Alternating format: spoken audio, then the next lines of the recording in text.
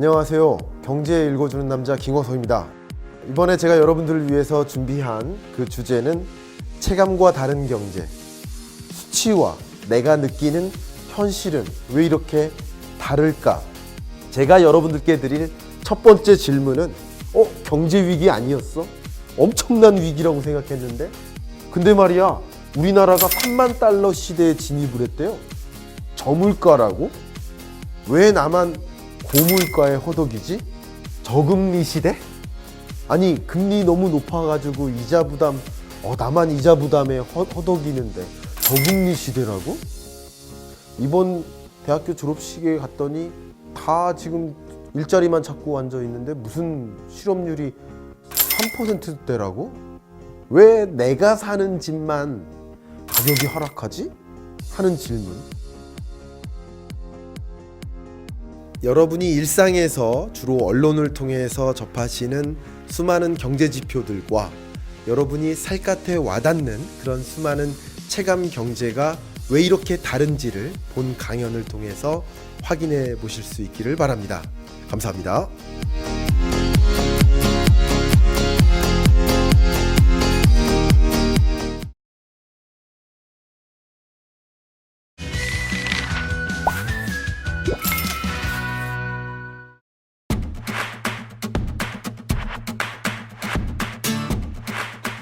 우리 항상 거대한 변화를 맞이할 때는 그 변화가 어디서 어떻게 전개되고 있는지를 읽어나갈 필요가 있습니다. 변화에 대처하지 않고 그대로 우리 같은 입장을 고수하는 기업과 개인은, 또 국가도 마찬가지죠. 몰락할 수밖에 없는 거거든요. 그래서 이 시대가 어떻게 변화하고 산업이 어떻게 전개되고 또 기술이 도입되는 이런 디지털 전환 어떻게 일어나는지를 명확히 이 거대한 변화를 읽어나감으로써 우리는 시대에 대응할 수 있겠다는 측면에서 디지털 트랜스포메이션 굉장히 중요하다라고 말씀드리고 싶고요. 또 한 가지 측면에서는 역시 산업에서는, 기업들은 우리나라 웬만한 중견 이상의 대기업들은 디지털 트랜스포메이션을 하나의 캐치프레이즈로 걸고 투두리스트에 하나로 넣어놓고 기업의 사명으로서 가져가고 있습니다. 어떻게 우리는 디지털 전환을 통해서 이 변화된 환경에 걸맞는 혹은 선도하는 기업이 될까?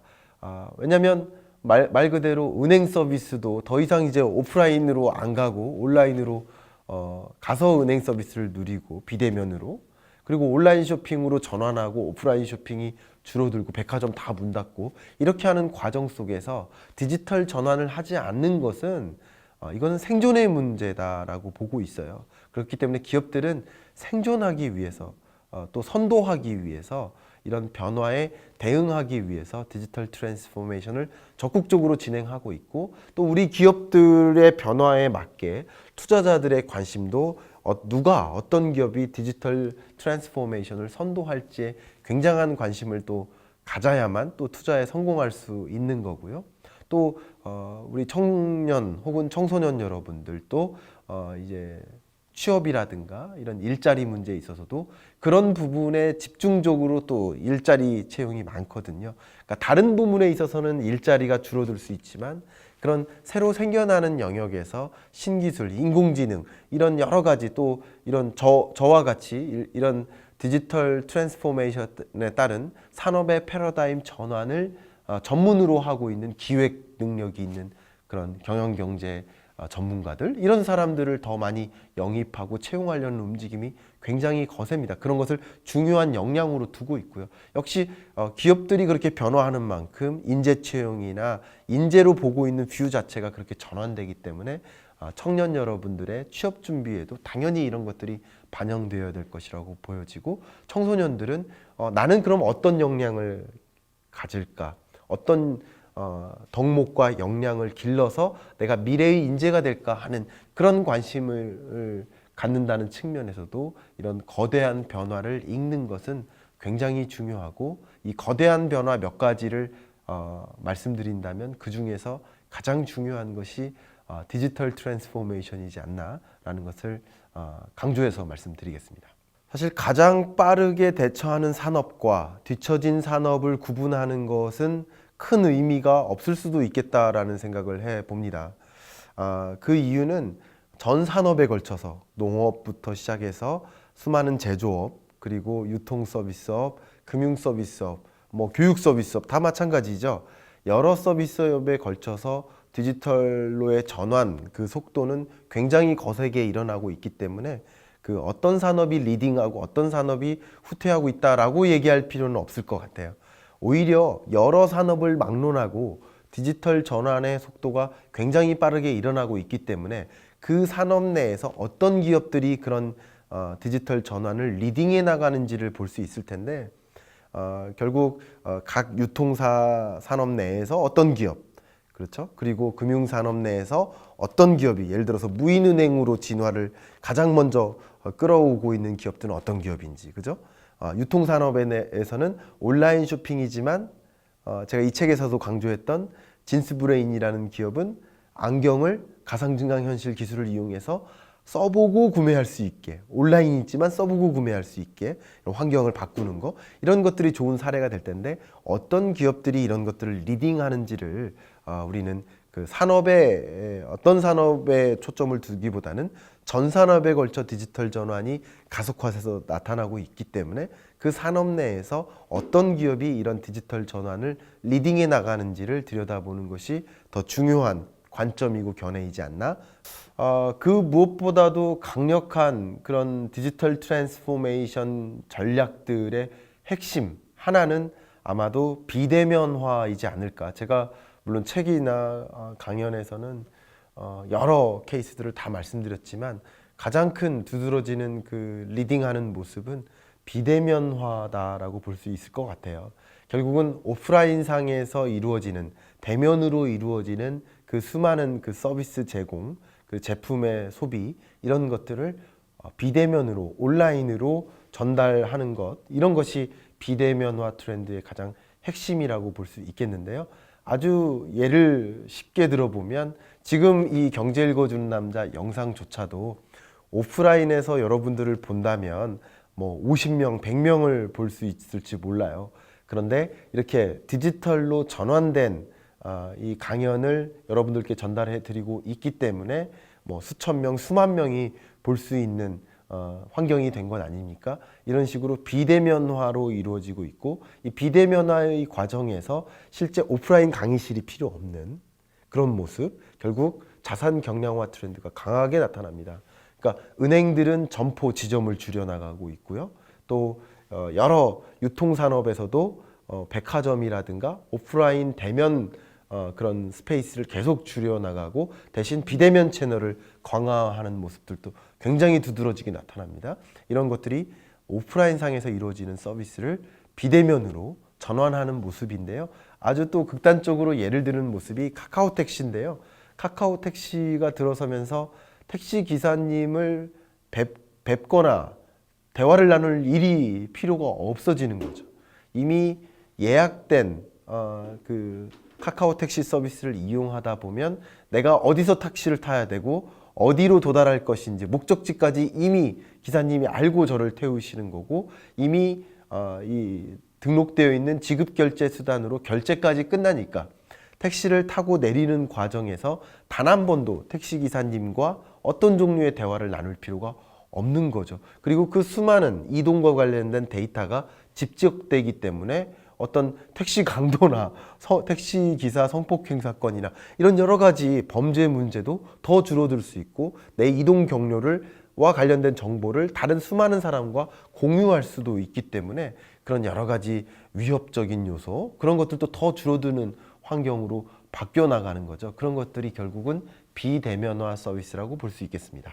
저는 뭐 수차례 여러 채널을 통해서 말씀을 드렸지만, 물론 산업통상자원부 인공지능 포럼 활동, 그 자문위원 활동을 하면서도 그런 어떤 기조를 정리를 한 바가 있지만, 사라지는 직업군에 대해서 너무 언론이나 이런 쪽에서 강조를 하다 보니까 일자리가 줄어들 것 같아. 일자리 줄어드는 거 맞죠. 그러나 일자리 수가 정말 줄어들까에 대한 생각을 다시 한번 정리해 볼 필요는 있다고 생각합니다. 흔히 말하는 3차 산업혁명의 과정에서 실제 일자리가 줄었습니까? 인터넷이 보급되면서 인터넷 기반의 새로운 산업이 생겨난 거죠. 마치 증기가 도입되면서 사람의 일자리를 줄이고 증기기관차가 대체할 거라고 생각되지만 그런 새로 변화된 새로운 환경하에서 새로운 일자리가 들어서는 거잖아요. 마찬가지입니다. 이런 새로운 기술들이 도입되면서 기존 일자리가 줄어들 수 있어요. 제가 가장 많이 예를 드는 영역이 전화상담사입니다. 챗봇이 도입되면서 전화상담사가 줄죠. 맞습니다. 그러나 전화상담 인력이 줄어드는 건 맞지만 새롭게 등장하는 인력들이 있다. 일자리의 양이 줄어들기보다는 일자리의 구조가 변하는 것이다. 결국 운영 일자리, 오퍼레이셔널한 일자리는 줄어들죠. 스마트 팩토리에서 공장 노동자들 줄어들고요. 전화 상담사 인력 줄어들고요. 또 고속도로 인터체인지에서 요금 수신원의 일자리, 이런 어쩌면 운영에 해당되는 일자리는 줄어들지만 테크 이노베이션을 주도하는 인력, 그리고 휴먼 터치가 필요한 종류의 인력, 이런 종류의 인력들은 더 많이 요구되기 때문에 일자리 수가 줄어들기보다는 일자리의 구조가 변하고 있음을 우리는 좀 주목해보고 그 변화하는 일자리 구조 속에서 나 혹은 나의 자녀들은 어떻게 대처하고 어떤 방식으로 우리 자녀를 육성할지에 대한 관심을 갖는 것이 더 중요한 사안이라고 생각을 됩니다. 아주 단적인 예는 챗봇으로 전화 상담사 일자리가 줄어들지만 또 이 하이패스가 도입되면서 요금 수신원 일자리가 줄지만 하이패스 산업이 성장하고 하이패스 수출이 크게 늘어나는 모습, 전화 상담사가 줄어드는 과정 속에서 챗봇 기업들이 6개, 7개 계속 등장하고 우리나라 최고의 매출액을 기록하고 있는 챗봇 기업 와이즈넛 같은 경우는 문자 챗봇에서 음성 챗봇으로 진화하고 있고 동시 실시간 이 번역까지 하면서 이게 또 음성 챗봇에서 실가명 키오스크로까지 전환되고 있고 지금 이 와이즈넛은 IBM하고 외국에서 싸우고 있습니다. 이런 와이즈넛 같은 경우는 한두 명이 시작했지만 200명, 300명 이렇게 성장하고 있고요. 마이다스 IT 같은 인공지능 기반의 채용 시스템 같은 경우 제가 다녀왔습니다. 650명입니다. 지금 인력이. 그러니까 그렇게 부상하는 인력, 부상하는 일자리는 어떤 것들이 있고 부상하는 일자리에는 나는 어떤 역량을 길러야 되는지 그런 고민이 필요한 것이지 일자리가 줄어드니까 우리 걱정이 돼. 그건 이제 정부 단에서의 고민인 거고 여러분들은 앞으로 지고 앞으로 부상하는 일자리가 어떤 지형을 갖고 있는지 일자리 구조 변화, 산업 구조 변화에 더 초점을 둘 필요가 있겠다라는 것을 강조해서 설명드립니다. 디지털 트랜스포메이션이라는 그런 엄청난 트렌드, 패러다임의 전환은 거대한 파도와 같습니다.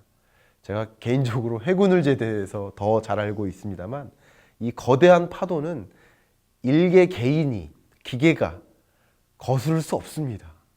이 파도는요, 저지할 수가 없어요. 나는 강한 남자야 하면서 저지하려는 사람들도 간혹 있지만 절대 저지할 수 없습니다. 파도는 잘 타야만 합니다. 그 파도를 잘 타려면 어떻게 해야 됩니까? 디지털 트랜스포메이션이라는 거대한 변화를 우리는 잘 읽고 대응해 나갈 필요가 있겠다라는 것을 강조해서 설명드리고 싶습니다. 그러려면 그 무엇보다도 파도가 어디에서 어떻게 불고 있고 파도의 사이즈는 어떻고 파도의 방향은 어떤지를 정확히 읽어야만 우리가 파도를 잘 탈 수 있지 않겠습니까? 그런 생각을 여러분들께 전해드리면서 여러 강연이나 혹은 여러 책이나 여러 가지 정보 또 경제 읽어주는 남자를 통해서 여러 정보를 바탕으로 해서 그 파도를 정확하게 읽어내고 또 그 파도를 잘 탈 수 있는 여러분이 되기를 저는 추천을 드리는 그런 상황입니다. 자, 이번 주 경제 읽어주는 남자는 이렇게 거대한 파도를 잘 타자, 디지털 트랜스포메이션이라는 이 패러다임 전환의 시대에 우리 그에 걸맞는 인재로 부상하자, 걸맞는 기업이 되자 하는 생각을 전달해 드리면서 이번 주 경제 읽어주는 남자 마무리하겠습니다. 감사합니다.